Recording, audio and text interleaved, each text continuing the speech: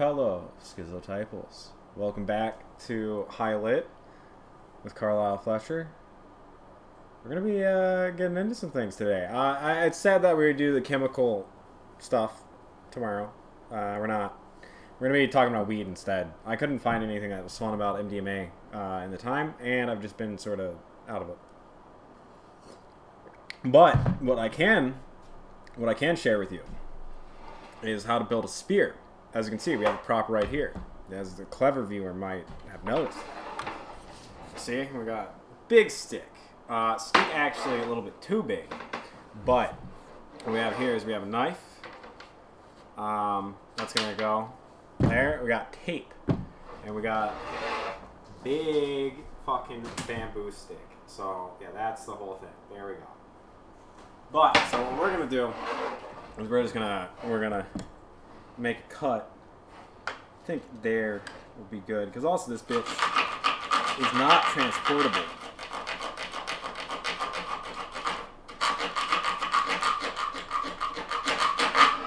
Isn't this a fun show?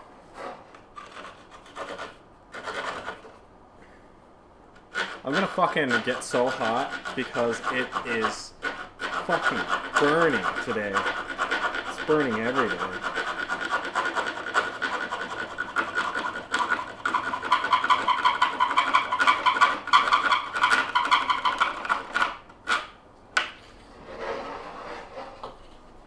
Yeah, this is a show, by the way. I can do anything.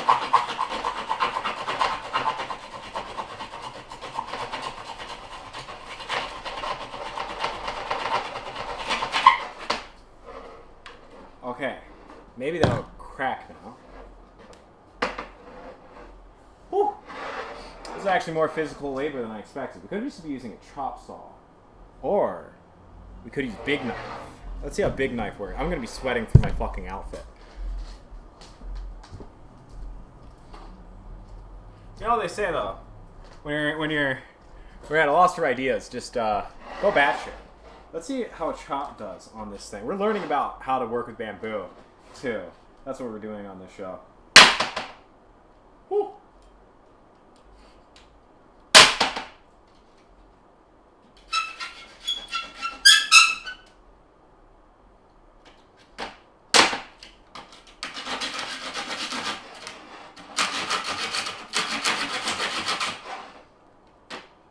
Alright, so saw is working better. Just for advice.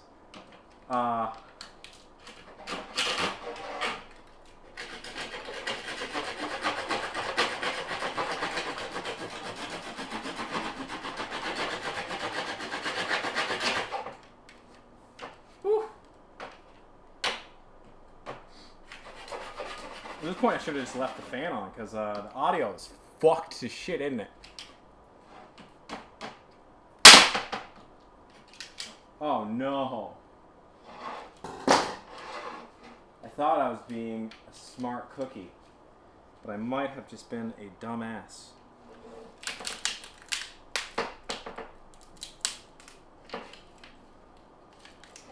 I have no idea how to work with bamboo. I imagine using a chop saw would have been quicker. But now we got this thing. We got a big stick. And we've killed 5 minutes of time. So you can't say we don't know how to run a fucking show. Or something. So now we got this going on. And let's see. Well, more maneuverable for sure. Let's see, how weak is this part? So this looks not great. Because I smashed it. But I didn't want to continue wasting time. So, it looks like it splits now, though. So what I'm going to do is just, now that we have this opening, just fit the knife into that. And now we have the electrical tape and a very sweaty host. A very sweaty Carlisle Fletcher. But now, you just take that electrical tape, and we did the first round already, but just keep working. on that. Don't mind splinters, because that, if anything, is going to add more hassle to whoever or whatever you're having to deal with. Animals aren't really going to give a shit. They're going to give more of a shit that this thing stabs you. And then, yeah. Now, if you got any... Oh, shit. What the fuck? You don't believe I'm high on the show, that's fucking proof right there. Cool.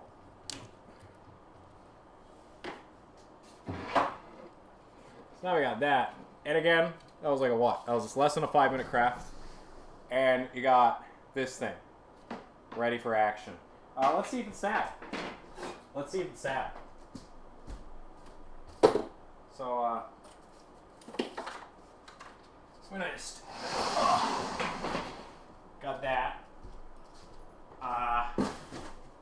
we're using this boy. Let's see. See the stab. Oh, I got a splinter there. So it is splintery, which is not great news for us, but not for anybody else getting stabbed by it. Yeah, it's stabby. Obviously, not the best situation to show it off, but ideally we would have something set up. But for bullshit out of an extrication knife and something you got from Home Depot, and oh well, it is bending a little bit. So it's a fragile weapon, but it do stab. Maybe this won't help. I'm also learning about spears and how to construct them, so as you can see, just a little bit.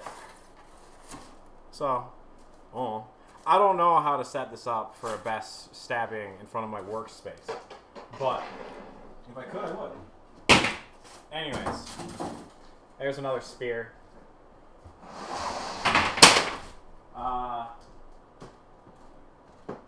And this is the old tried and true. So while you can use natural materials, I would recommend finding a bullshit base. I'm a fan of the pull cue. It gives it a certain little sophistication. Not only are you somebody who values self-defense, but you're also a sophisticated bar patron. You're also a classy bar patron. You can take the Bastille and also just knock a couple back. I probably do have a splinter from fucking around with all of that. But again, I just got 10 minutes of air, essentially, from that for free. Well, I think I just got stabbed, because I'm not seeing anything. And it looks like we're fine.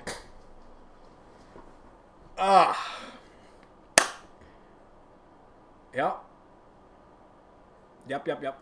Anyways, let's get into high lit with Carlisle Fletcher. So yeah, obviously this is Koji Tabi.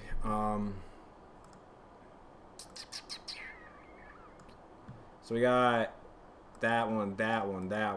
Cool. This residual effects of cannabis use on neuropsychological functioning. So the non-acute effects of cannabis on neurocognition in adolescents remain unclear, with most studies being cross-sectional. Therefore, the aim of this longitudinal multi-center study was to examine the effects of cannabis use on cognitive abilities in participants emerging into adulthood. Data on substance use as well as neurocognitive measures were assessed in 804 adolescents at age 14 and 19. First, cross-sectional analysis of baseline and follow-up data were conducted using analysis of covariance. Second, repeated measures ANCOVAs were conducted to quantify longitudinal change. Cross-sectionally, we detected no significant neurocognitive differences between or before initiation of drug use. However, after controlling for confounders, light cannabis use as well as late onset, therefore, was associated with increased decision-making skills, both cross-sectionally at follow-up as well as longitudinally compared to using controls. In summary, our data suggests that decision-making is not impaired when cannabis is used in moderation and on onset of use occurs after the age of 15. In addition, we find no evidence to support the presumption that cannabis consumption leads to a decline in neurocognitive ability. Bet. That's cool. And this is Germany is now selling weed from home. That's pretty cool. What is this one? This one's a PTSD and THC. That seems fun. So we can just read through that. Again, Jesus Christ. I hate exercise. How is Michigan the hottest and coldest fucking state at all goddamn times? It's fucking ridiculous. Do you know that the majority of Canada lives like right on the level of Detroit? Like they live in the Windsor, Quebec city. So like I don't want to hear Canadians bitch about any sort of weather. I hear you, man. We have the same fucking weather. So the endocannabinoid system, ECB, is the most ubiquitous signaling system of the brain and offers a rich pharmacology, including multiple druggable targets. Preclinical research shows the ECB activity influences functional connectivity between the prefrontal cortex and amygdala, therefore influences an organism's ability to cope with threats and stressful experiences. Animal studies show that cannabinoid receptor 1 activation within the amygdala is essential for extinction of fear memories. Failure to extinguish traumatic memories is a core symptom of post-traumatic stress disorder, suggesting that potential ECB signaling may have a therapeutic potential in this condition. It has, however, been unknown whether animal findings in this domain translate to humans. Data to inform this critical question are now emerging and are the focus of this review. We first briefly summarized the biology of the ECB system and the animal study that support its role in fear extension and stress responding. We then discussed the pharmacological ECB targeting strategies that may be exploited for therapeutic purpose. Direct CB1 activations using THC or its synthetic analogs are indirect potentiation through inhibitions of ECB degrading enzymes. The anandamide degrading enzyme fatty acid amide hydrolase are the 2-acrylonitrile degrading enzyme. This fucking science word. We then review recent human data on direct CB1 activation via THC and AEA potentiation through FAH blockade. And the available human data consistently support a translation of animal findings on fear, memories, and stress reactivity suggest potential therapeutic utility in humans. I definitely got a sweep. Yeah, that's definitely a thing I have to do now. Whoops. PTSD is a debilitating condition that occurs in a subset of people following exposure to a life-threatening event or a threat of serious bodily injury. The course of PTSD is chronic and often severe, with many patients taking decades to achieve remission, and a remission frequently incomplete. Over time, initial avoidance of specific trauma-associated stimuli generalizes to once benign cues and contexts, resulting in progressive withdrawal from family, friends, and work life that perpetuates impaired functioning. In PTSD, fear extinction deficits contribute to the persistence of traumatic memories. These impairments are associated with decreased activation in the ventromedial prefrontal cortex and hippocampus, brain regions involved in fear extinction and recall of extinction learning, as well as increased activation of the amygdala, an area critical to threat responding. Through fear extinction is impaired in PTSD patients, standardized cognitive behavioral therapy approaches that facilitate extinction learning can ameliorate these deficits. So prolonged exposure therapy uses imaginal and in vivo exposures to trauma-associated stimuli to promote extinction learning. Standard PE treatments consist of weekly sessions conducted over periods of approximately 3 months. It's been positive results in well-designed, adequately powered, randomized PTSD studies. While generally effective, current treatments, even when available to patients, are insufficient. First, exposure-based treatment is associated with increased dropout rate. Patients have trouble managing distress during treatment when recalling memories of the traumatic experience. Even if treatment is successful and patients no longer meet criteria for PTSD diagnosis, sub-threshold systems often persist. Although extinction learning establishes a new safe association, the original fear memory persists, and spontaneous renewal of fear is common. Finally, heterogeneity within PTSD symptomology results in a diverse patient population, highlighting the need for biomarkers that provide insight into who may benefit most from a given treatment.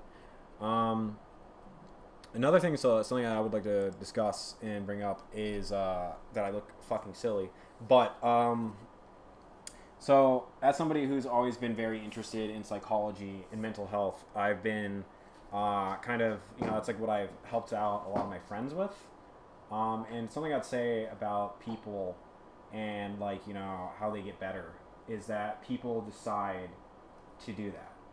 They want that rather than they want to get better. So you're giving them ideas and you're helping them see things that they want to see rather than trying to force an idea. You can't just be like, be happy. Be happy or else. Be happy or else I'll fucking kill you. That doesn't work. Or like, you should be so ashamed that you don't feel better. It's like that never really gets through to people. But if you give them an idea of like, it's okay to be sad, man. It's like maybe you're just kind of stressed out by the responsibilities of life and the situations of things around you. And that's a totally normal thing to go through. And it might just take time. And it's just going to if you help people get perspective, that can really be helpful. And people get locked in perspectives because they think that they're useful. It's like a carpenter imagines himself as a carpenter because it helps him get his job done. But maybe not everything is a board. Maybe not everything should be either nailed or cut. Maybe there's more options in life, and maybe it's just a difference in tune. And then, I found conversations like that when people are seeking them out to almost always be helpful to people. So that's what I wanted to add there. Pharmacotherapy could augment psychotherapy in at least two important ways. By potentiating key biological mechanisms that mediate extinction learning, more robust and lasting results could be achieved, perhaps even with more accessible interventions that are less resource damaging, such as internet-based exposure therapy. Furthermore, pharmacological interventions could help patients tolerate the distress of trauma memory exposure without interfering with extinction learning mechanisms.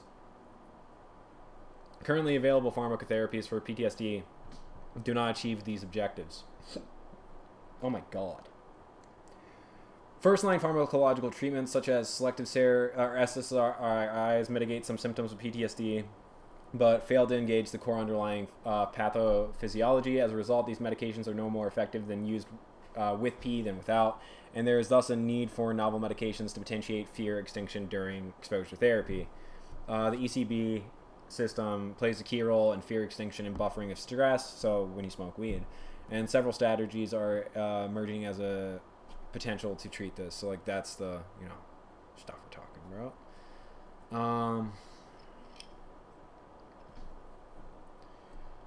Let's see, how much more do they have on the preclinical?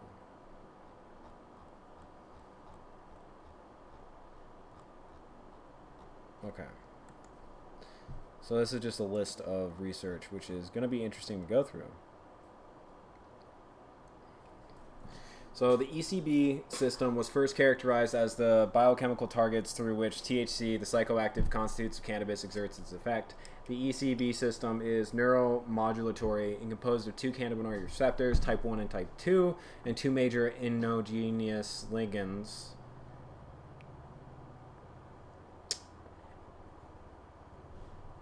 Whatever.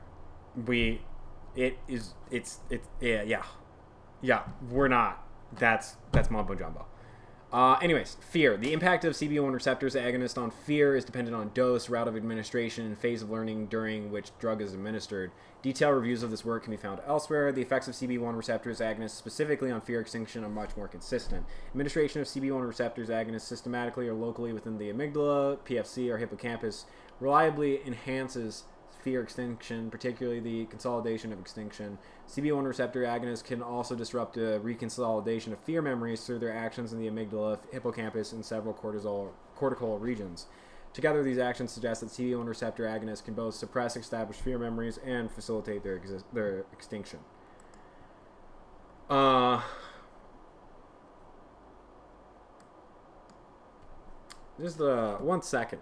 1 second. I know that this is just ridiculous, but no. Okay, I'm gonna try to suffer through it. I'm gonna try to suffer through it. But holy fuck, water. That shit's fucked. Uh. So stress, systematic administration of CB1 agonists exhibit biphasic effects on stress responses, whereby lower doses often attenuate various hormonal and behavioral effects on stress, while higher doses amplify them. The basolateral amygdala is a critical site of action for the stress-reducing effects of CB1 receptor activation, as local administration of CB1 receptor agonist into the BLA suppresses stress-induced corticosterones secretion and impairments in fear extinction. The neural circuits or cell types through which high-dose CB1 receptor agonists exert their amplifying effects on the stress response are not well characterized, but potentially involve actions at alternative amygdalae nuclei. So, again, we're looking at, so this is like the studies that are going through and finding that through extinction of fear and anxiety, we could possibly see a real shift in how cannabis is affecting people. Because it's like with, again, this is backing up the theory of MDMA and the chemical theory of why it can help with PTSD, being that it helps with neuroplasticity and the reprocessing of stimuli. Because again, this is why I would say that there is sort of a false notion that exposure therapy or talk therapy is the be-all end-all, because you can kind of think through everything that therapy has to offer you in your head, but at the end of the day, you can't really reprocess some things. However, if there are chemicals that do help us reprocess these things, then I think that they're worthy of pursuit.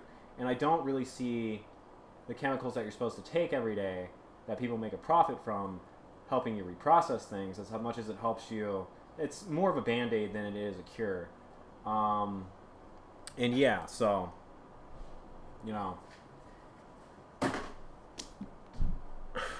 that's where it's like I think that cannabis and MDMA really provide a new opportunity to go through these things, kind of like a confession, or just like you can shift into a more sacred space, or shift into a more, open space of ideas and of the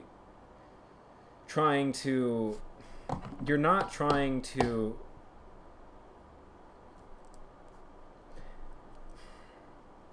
you're trying to shift what your stimulus is, if that makes sense. Because it's like with the fear stimulus, it's like if you were part of a tribe and then your entire tribe except for you were knocked out by this one breed of wolf, you would remember that for the rest of your life, because your brain would be like, that thing kills everybody, So when you're trained to a stimuli like that, that's PTSD, but it's also there to help keep you safe. The idea is that it's like, if we hunt that wolf to extinction, maybe we can find a new fear. Like maybe it's like, well, okay, maybe I should be scared of traffic now. And not like deathly afraid, but maybe I should be more reasonably thinking about my danger there. And thinking about, am I checking the street? Am I listening for cars? Things like that. It's like you're allowing yourself to you're redirecting your fear into things that you can take actionable steps to address, which I think is like really useful. So it's like, I would say it's like another idea, rather than reprocessing the stimuli, is shifting the stimuli or shifting the focus. Because I don't necessarily believe that you can always go back. Like, there's this idea that I think like Freud and Rousseau really nail home this idea that you start as a child and you die as an elderly person. And like, yes, there is something to that, where it is like we're all one person throughout time. However, the different stages of your life, like every 7 years there's that thing where it's like all the fucking cells in your body are replaced. But also there's just this room for development where it's like, maybe in your mid-40s you're not really who your parents raised. Like maybe you have more to do with your wife, and maybe you have more to do with your career than you do with something 40 years ago. And it's like, maybe people are allowed to change and people are allowed to develop and have more important things to them than simply root trauma. Because then it's like, rather than trying to always obsess about these roots, always obsess about these things, like whether that's like being raped or whatever, it's like, well, how's your job doing? Like, well, how's volunteering at the garden? It's like, how are these things that you actually have control over that are happening now, rather than always just being like, well, do you know that it's unfair that your uncle raped you? Do you know that that shouldn't have happened? Do you express empathy towards yourself? Like, fuck you. I don't know, man. Like, what? I don't. Everybody who like fucking promises that therapy's so helpful. It's like, have you ever just sat alone with your goddamn thoughts? Because most people have not. It really seems so that most people just don't fucking think. And I don't mean that they don't think ever. I mean that they never just spend 3 hours in silence and just go through everything in their head. You know? Because if you're scared to do that, you're scared to be alive. And like that is a major fucking problem. But that's where it's like, I think that weed actually, in my experience, so just going off me, yeah, that's what it helped me do. It was like, as a teenager, it's like, you know, I was a very self-hating person, very self-critical, never thought that I was going to be good enough, thought that I was just awful, ugly, untalented, etc., etc. I mean, that's when my family yelled at me and, you know, like beat into me. So it was just really, it was an unhappy place up there. But then smoking weed, you know, all of a sudden it's like I have more time and I'm spending more time just like listening to music. And nobody in my family listened to music, so this was like really a groundbreaking experience for me. I was just listening to music and like, you know, kind of reprocessing how I was feeling about the life around me and getting a new perspective, basically.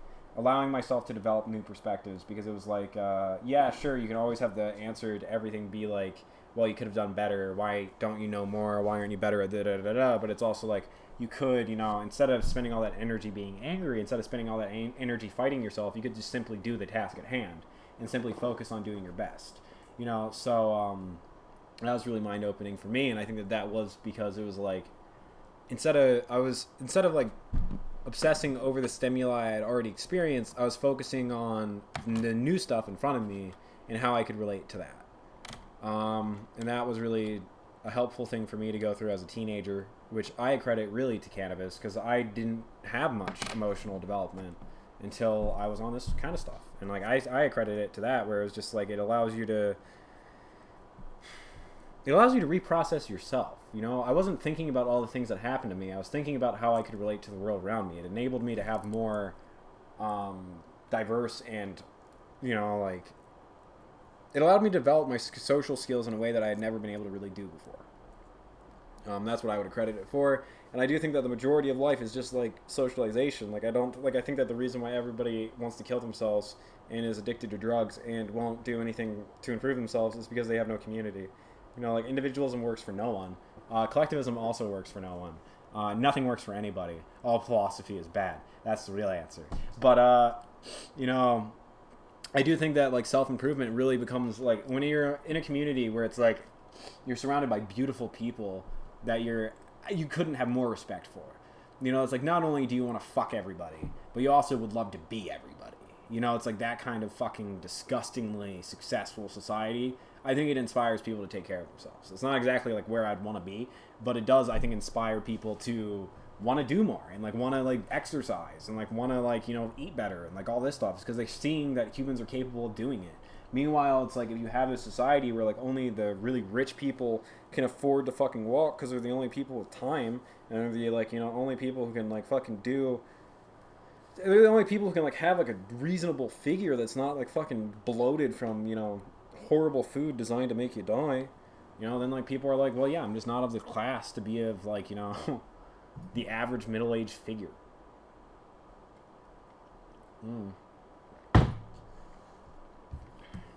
We're going back to Minecraft. Hey, listen. I did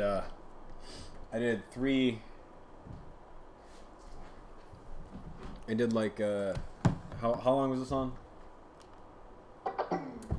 I did 30 minutes without Minecraft. Now we're bringing the crutch out. Because I don't fucking know. It's too hot. It's too hot for me to think right now. You want me to fucking think?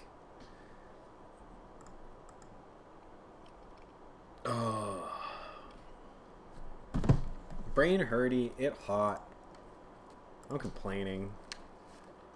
Welcome to High Lit. Thanks for checking in. We're gonna be doing Lermontov too soon. I really love his poetry, and I want to get that more normalized and do more to... Oh, shit. Oh, god damn it.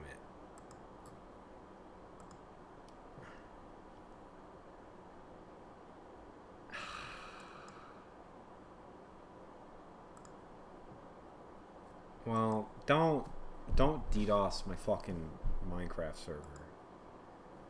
Please. I think it's already been on the goddamn... It's already been on the show, so I don't even know what I'm complaining about. Oh. Wow, look at that. It's pink on red. Isn't that cute? Okay. Are you fucking kidding me?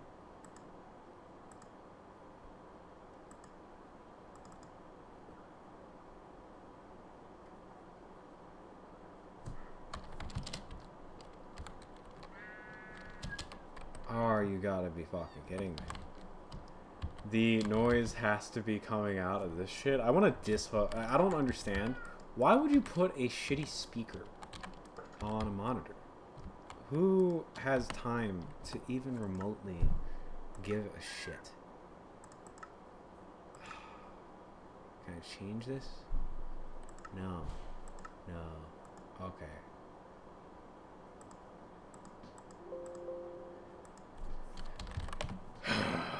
Back up we go.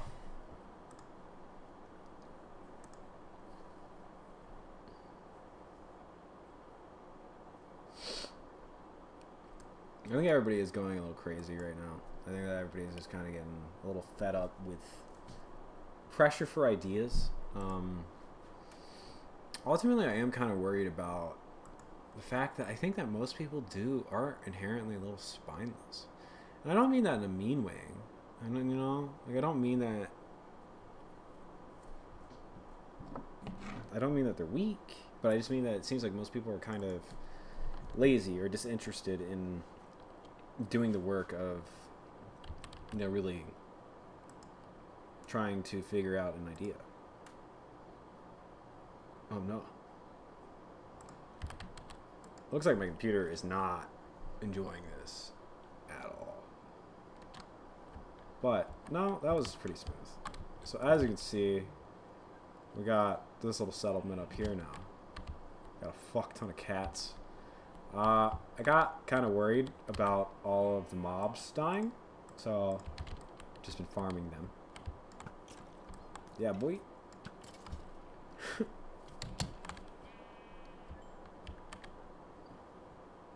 Yeah, so we're building these farmhouses. They're meant to look somewhat pretty.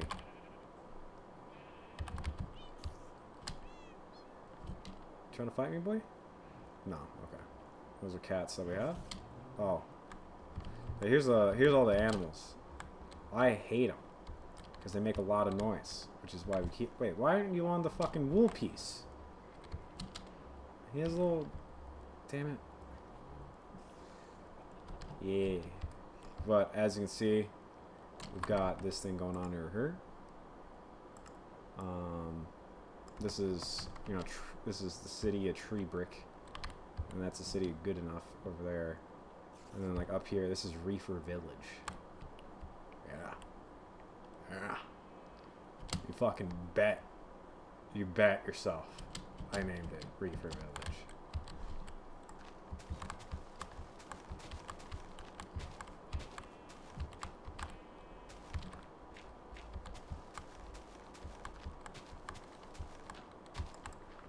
I'm thinking I'm just gonna build a farmhouse up here. So yeah, it's boring content, but also it's relaxing content. And like, what else? What am I supposed to talk about right now? It's fucking hot. My brain doesn't want to work that well. I'm looking at getting a new website. That's what I should be talking about, actually, probably. So it's like 1, 2, 1. So it's 2, right? 1. Yeah, that's right.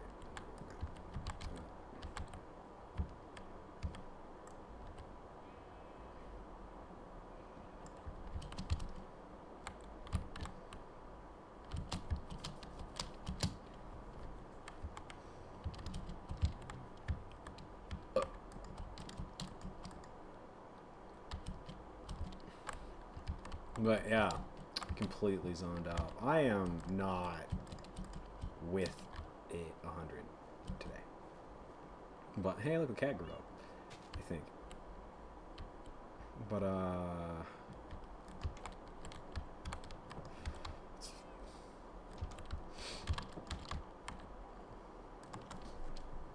hey, was I gonna say something? Is the suspense killing you? I don't know what the fuck I was talking about. So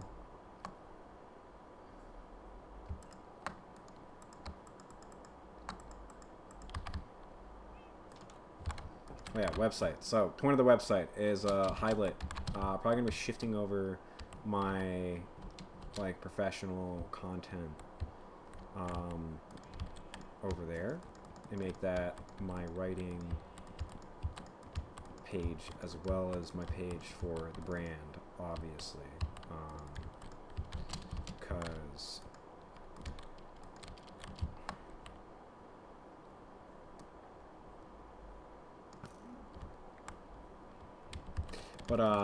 because my brain works really good.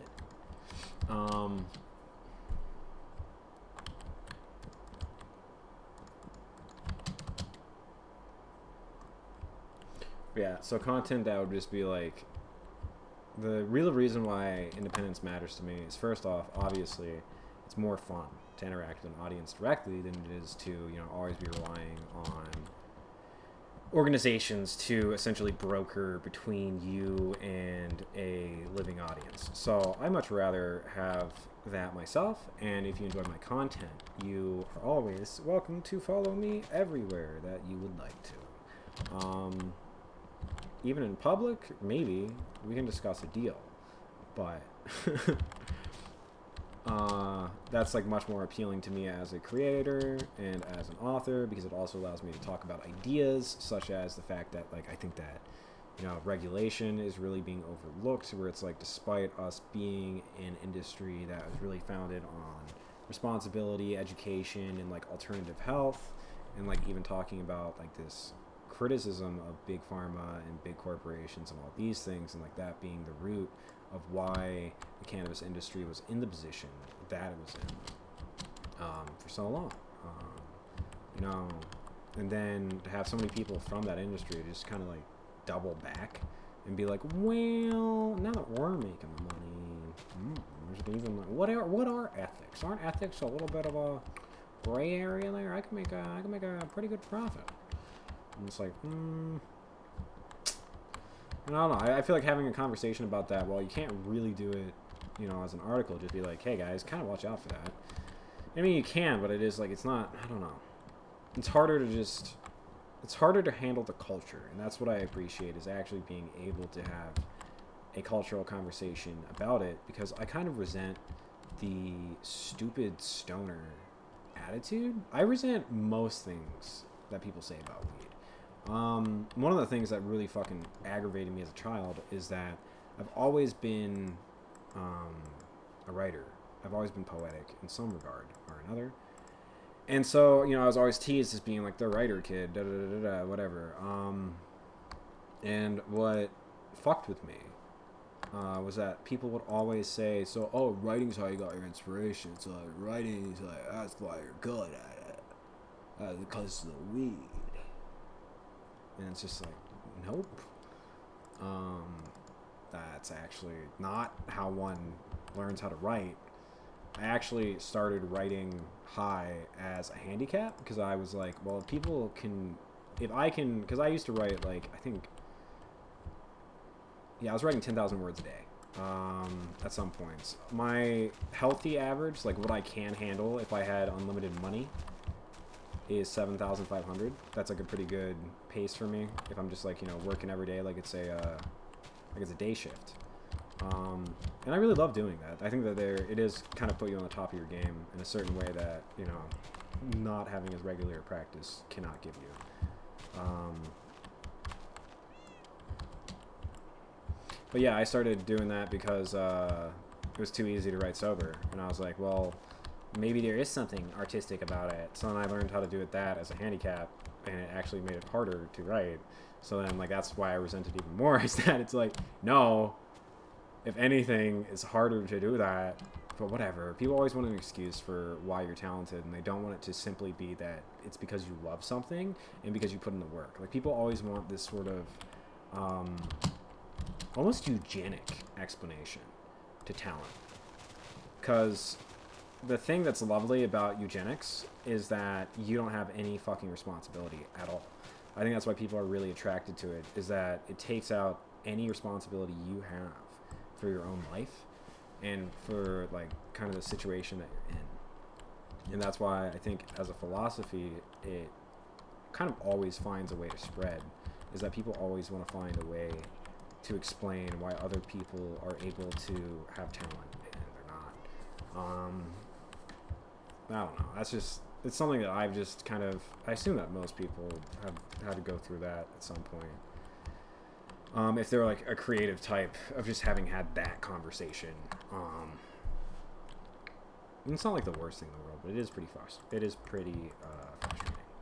So, welcome to Lyle Does Chores and Complaints.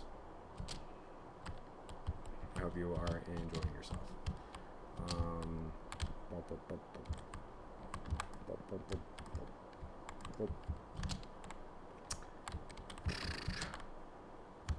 Right? So it's 1, 2, 3, 4 over, right? Right? Oh, God damn it. How the fuck does my own design work? Okay, so it's that one, that one. So it goes, yeah, 1, 2, 3. What? Wait a second. What? 1, 2, 3. Cool. So it goes 3.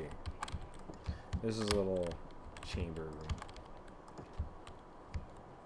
We're probably gonna be putting roads up here soon too, and spreading out the cats. Cats are cool because I fucking hate dealing with the mobs in this game. I don't even know why I play off of peaceful. Probably because it's like, it's more aesthetic or something.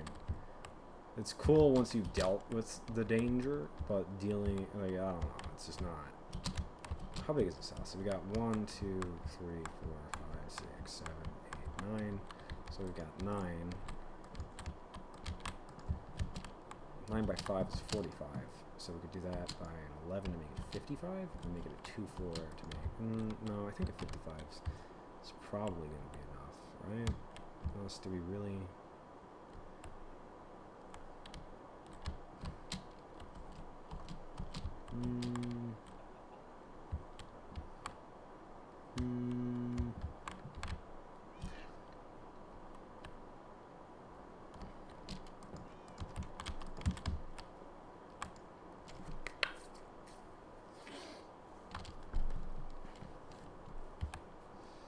What time are we at? 4:30. Oh yeah, 43. So cool. We got 20 minutes to still kill. That's the view over here. I'm pretty proud of that. I don't know.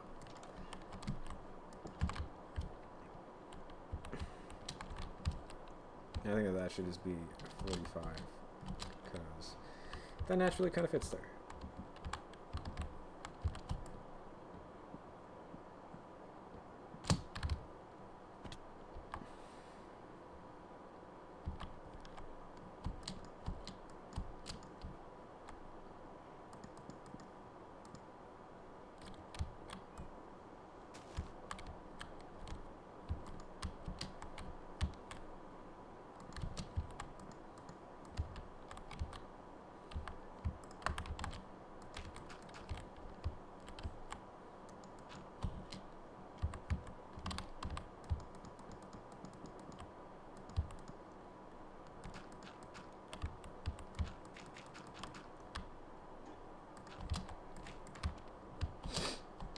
Yep, that no com. It's that Minecraft long build, you know.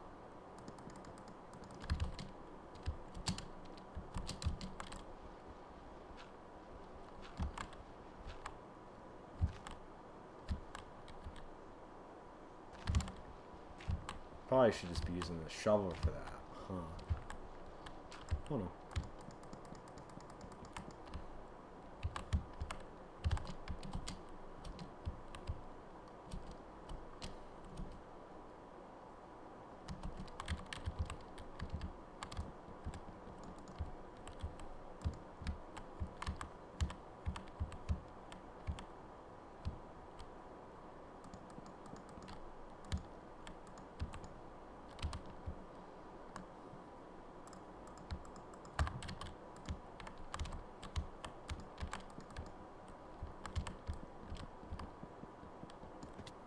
Oh.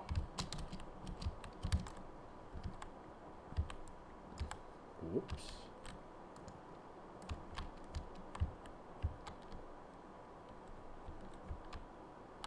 Wait a fucking second. Wait a fucking second. Did I overbuild this? I think I did. God damn it.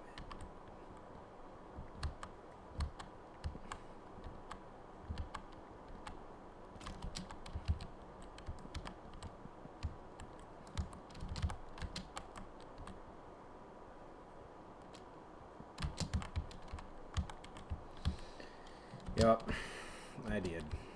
God damn it.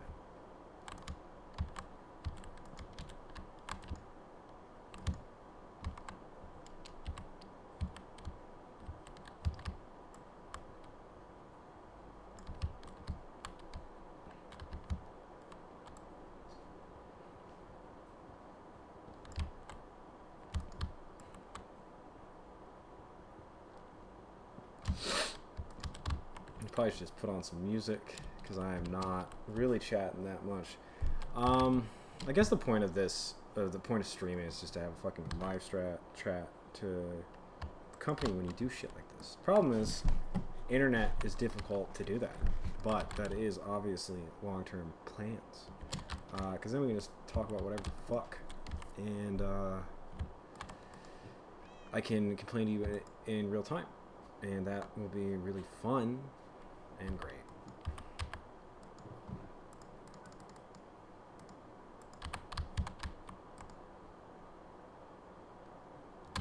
Motherfucker.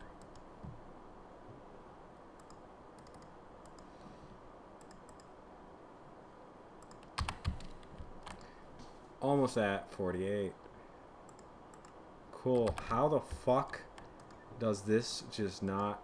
It's probably because it's just lagging. Christ. No. Almost fucked that up.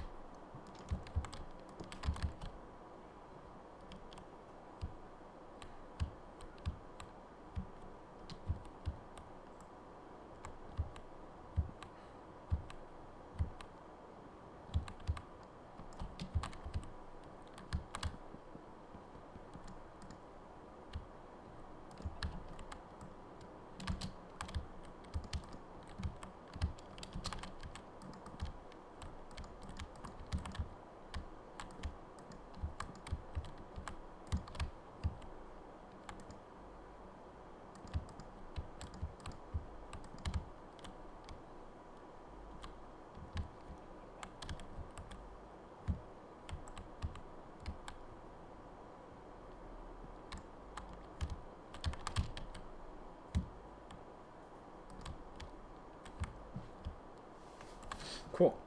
Now we have an idea for the fucking house. And I'm dying. I'm fucking just dying. Shut your mouth.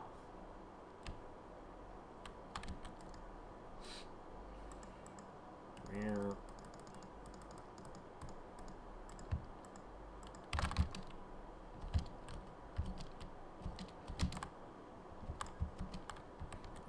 At least they're cute, you know. At least they get that. These other fucking mobs.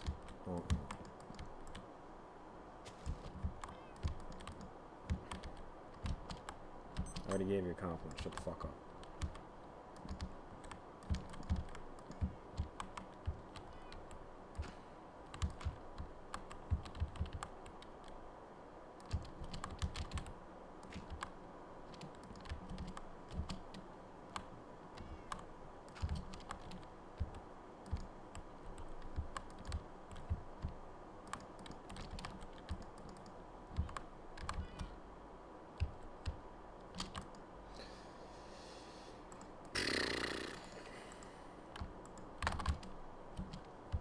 This is beginning to get cursed because of the lag, so we're ending it right quick. But, yeah, we just built another little house here. So, neighborhood slowly coming together. Reefer Village. I think it's definitely looking cute. It's looking solidly cute. Probably another This will be a little lot here. And they'll get like the pond. That or it's a community pond. Then maybe, yeah, probably another one back here. Another little farm. Maybe do a little irrigation over here. And a little bit of that. Otherwise, to finish off Reefer Village, again, that's going to be a lot. Probably put like 3 houses up here. This is kind of looking like the square, so maybe like a little general store, like furnaces and shit. This will be cleared out for, because that's just material. And then house, big ass house here. Maybe put like a new municipality building. Just to let you see the sights. I really like this view, because I'm a fucking dork. But so this is actually spawn, where the woods, where the woodsy part is actually just spawn. So up here, you can see that's right there. That between that peninsula and the wooden buildings is spawn. And now you can see that it's just becoming slowly a little urbanized region of the world. And that's that road. These are the roads that are coming in. It goes under the mountain and then right into Tree Brick. It's kind of like the main entry right now. Yeah. Fucking yeah. I'm digging it. I'm having fun. This is the most fun I've ever had with Minecraft, and my voice cracked, but hopefully someday we can find other people who want to be in this boring of a simulation. But until then, it's just gonna be me fucking around. We are back on writing, so I'm gonna be writing again. And I feel like, so the big point of this show is to play music over my voice. Well, the big point of this show is to normalize information and to give people access to things that they might not necessarily, because it's like, I think that there is a informed cannabis crowd, and then there is a consumer cannabis crowd. And I think that those are kind of two distinct audiences when you're talking about who publications serve. And I think that the consumer crowd kind of gets underserved in terms of how they get communicated to, because like people just take the vernacular as norm, and that's how you get people still talking about strains and things like this. And just outdated terminology and like indicas and sativas and these things that aren't really relevant. Because again, indica and sativa are just morphometric differences. They are not chemical compositions. So, it is. It's very important that the consumer gets treated with respect, and if they want to become informed, they can. I think that should be as. I think it should be as easy to do that as it should be to tune out and just be given the bullshit information. So that's my personal feelings on the matter. And that's why I'm trying with the show to just give us more of a consumer level critique of the information and analysis of the information in front of us. I'm not a medical professional. I never claimed to be a medical professional. And none of this is medical advice. Also, don't fucking use that spear for anything weird. You knew how to do that anyway. It's more of just a funny bit, so I'm assuming you figured out how to attach a knife to a stick with fucking tape. I'm assuming that was at some point in the process of you growing up, a thing that you just picked up. But anyways, I hope you had fun hanging out today. Sorry that this week's just been, but,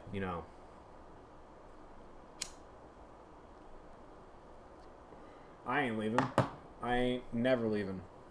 I ain't never gonna give you up. Or something. It's been a long fucking day. It just felt so hot. I'm smoking. I don't mean to complain to you either.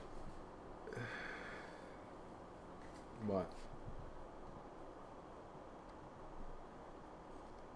Oh.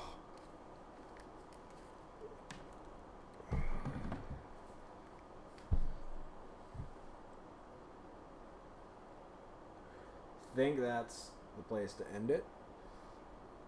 I'll see you Friday. Thanks for tuning in. Please like, comment, and subscribe if you enjoyed the show. This has been Carlisle Fletcher, and have a lovely night.